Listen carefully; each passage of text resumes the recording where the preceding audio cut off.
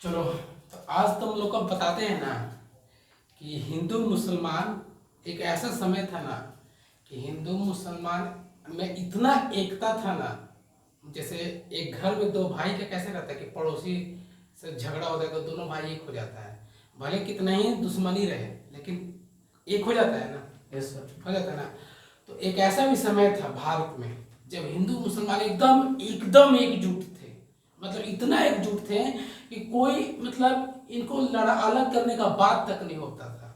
ठीक है ना, ये लोग सोचते थे। समझ में आ रहा है? तो ये बात था तब का। देखो, अंग्रेज लोग ना 1757 में पूरा तरह से भारत पे कब्जा कर लिए थे, मतलब पूरा कमांड कर लिए थे। ऐसे तो 1757 से पहले आए थे वो लोग, ठीक है, लेकिन वो कहते हैं ना कि 1757 और 1857 के बीच में उन लोगों का पूरा मतलब ना पकड़ था भारत पे, कोई रोक टोक वाला नहीं था। होता तो होता भी तो छोटा मोटा वाला, समझ में आ रहा है। लेकिन 1857 में ना कहते हैं कि विद्रोह अंग्रेज के खिलाफ होना शुरू हुआ। लेकिन तो इसमें देखो हिंदू मुसलमान का एक कैसे, तो वो मैं बताते हैं। अंग्रेज लोग क्या करते थे ना, किया कि भारत पे अगर मतलब शासन करना है तो भारत के लोग तो विद्रोह करेंगे ही। तो क्या किया कि भारत लोग घर घर से ना में से ना एगो दोगो का अपने देश अपना सैनिक में शामिल कर लिया।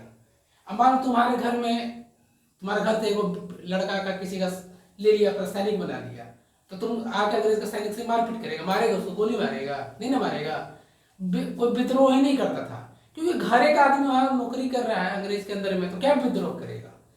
ये किया।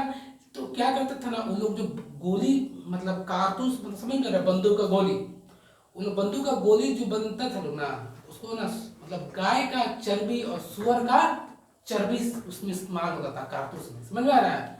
और कारतूस का जब इस्तेमाल होता था तो क्या करते थे लोग ना कि उसको पहले मुंह में लेकर रगड़ना पड़ता था, मतलब मुंह में लेना पड़ता था, उसके बाद में बंदूक में उसको फिट करना है, तब उसको फायर करना है। समझ में आ रहा है? ऐसा वो मतलब बंदूक का ऐसे नियम था कि बिना मुंह में लिए हुए वो काम नहीं करेगा।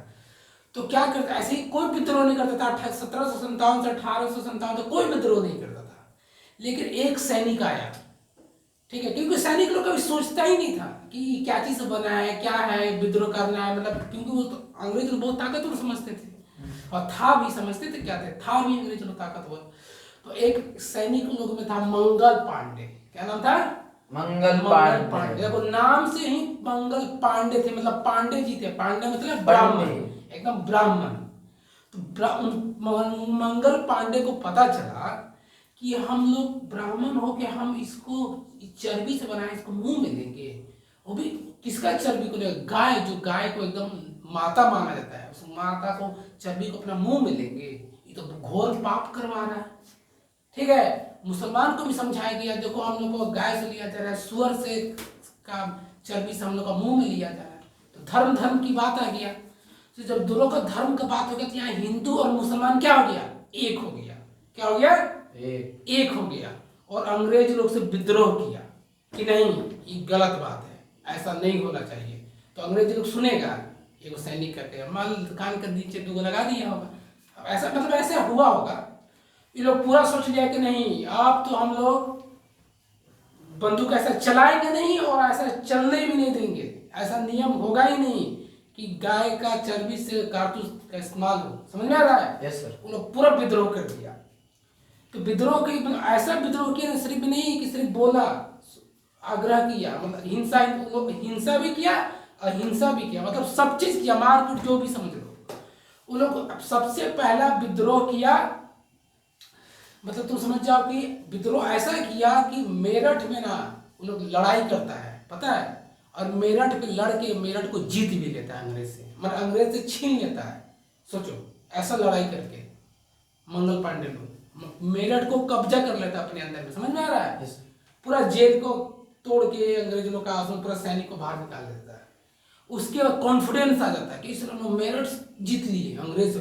पहली बार मतलब अंग्रेज से कोई चीज छीना जा रहा है। समझ में आ रहा है कितना कॉन्फिडेंस आ रहा है? पहले लोग अंग्रेज से कुछ सोचता ही नहीं था, कुछ छीनने उनने का, लेकिन वो लोग लड़ा और मेरठ को जीत लिया। कॉन्फिडेंस आया, दिल्ली पे अब चढ़ाई कर दिया। दिल्ली भी लड़कर सोचो मंगल पांडे लोग जीत लिया।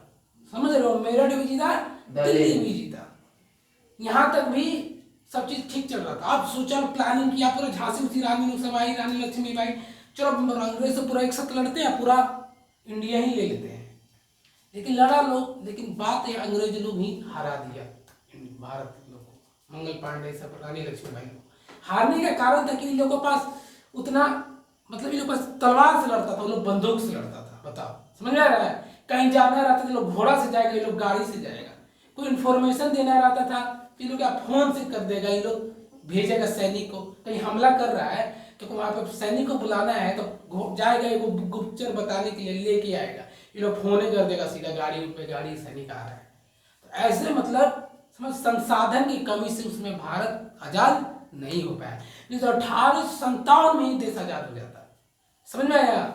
लेकिन उसके बाद जब कब्जा किया ना, तो अंग्रेज लोग बहुत सोचा, बहुत एनालिसिस किया कि यहाँ पे लोग एक कैसे हुआ। तब उन लोग को पता चला कि यहाँ हिंदू मुसलमान एक हो गया है, और ये लोग दोनों मिलके एक होने का कारण हम ही लोग हैं, क्योंकि हम लोग ने कारतूस में इस्तेमाल किया चर्बी, जो सुअर और गाय का, तो वो लोग इसको बंद किया और दिमाग लगाया कि अगर हमको शासन करना है तो हिंदू मुसलमान को लड़ाना ही होगा, ये लोग लड़ेंगे तभी हम लोग शासन कर सकते हैं। ये लोग एक हो जाएगा तो शासन, तुम दो भाई हो तो तुम दोनों एक साथ रहोगे तो भाई ताकत तो ज्यादा हो जाएगा ना, अलग अलग होगा तभी ना।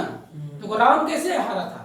रावण हारने के कारण उसका भाई से दुश्मनी करवा दिया, नहीं तो रावण हारता ही नहीं, रावण कभी मरता ही नहीं, समझ में आ रहा है? तो ताकत को अलग कर दो तो जीत हो जाता है। लेकिन उसी तरह अंग्रेज लोग ने हिंदू मुसलमान को बांटा, मंदिर के नाम पे, मस्जिद के नाम पे, समझ में आ रहा? आज वाले ही देखो, देश हमारा आजाद है, लेकिन उन लोग का पॉलिसी आज भी चल लागू है हम लोग का देश में। और जो लोग लागू करके गए थे ना, हम लोग हिंदू मंदिर मस्जिद पे लड़ना, तो आज भी हम लोग हिंदू मुसलमान लड़ रहे हैं। ये तुम्हारा मंदिर में मेरा है, उसमें मेरा मस्जिद है, उसमें मेरा शिवलिंग है, ये सब हो रहा है ना, ये सब उन लोग का पॉलिसी है, समझ में आ रहा है? वो लोग भले नहीं, लेकिन उसका पॉलिसी हम लोग फॉलो कर रहे हैं। जैसे होता है ना LIC का एजेंट लोग, उसी तरह वो लोग का एजेंट भी यहाँ पे है भारत में, विदेश अंग्रेज लोग का एजेंट भी है यहाँ पे, उस तरह का, जो इस तरह का पॉलिसी चला रहे हैं, समझ में आ रहा है? इस पॉलिसी को दूर करना है ना। इस समय खाता खुलवाना है ऐसा LIC में नहीं खुलवाना है, ठीक है? ऐसा खाता क्या है, ना जीवन के साथ है ना जीवन के बाद है, समझ में आ रहा है? हाँ, ठीक है।